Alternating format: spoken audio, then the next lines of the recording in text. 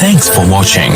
Don't forget to like, comment, share and subscribe to محترم بزرگ اور دوستوں اور اپنے ساتھیوں، قبر میں سوال و جواب، اور اسی کے بارے میں قبر میں سب سے پہلا سوال یہی ہوگا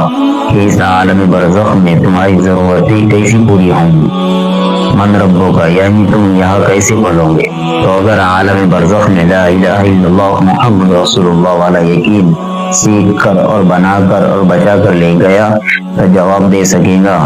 کہ ساری ضرورتیں اللہ براہ راست پوری کرے گا، اور اس نے روزی دینے کا وعدہ کیا ہے۔ اب دنیا میں ہمیں جس چیز کی بھی ضرورت پڑے گی اس کو براہ راست اللہ جل شانہ سے لینے کے لیے نبیوں کے ذریعے اعمال دیے اور اس پر کام بنانے کا وعدہ کیے، کیونکہ جس طرح چیزوں سے ہوتا ہوا نظر آ رہا ہے اعمال سے ہوتا ہوا نظر نہیں آتا، اس لیے چیزوں کا صرف تجربہ کرا دیا اور اعمال سے کام بنانے کا وعدہ کیا اور اعمال کو اختیار کرنے کا حکم کیا، اسباب اختیار کرنے کا حکم نہیں دیا۔ اگر کھیتی کرنے کا حکم دیا ہوتا تو تمام ایمان والوں کو کھیتی کرنی پڑتی، دکان کھولنے کا حکم کیا ہوتا تو سب کو دکان کرنی پڑتی۔ ہاں، جائز اور حلال اسباب اختیار کر سکتے ہیں، لیکن جس طرح کرنے کا حکم دیا اسی طرح، اور اس یقین کے ساتھ کہ اس سے کچھ نہیں ہوتا بلکہ ان کے ذریعے اللہ ہی کام بناتے ہیں، ان اسباب میں حکم پورا کرنے کی وجہ سے،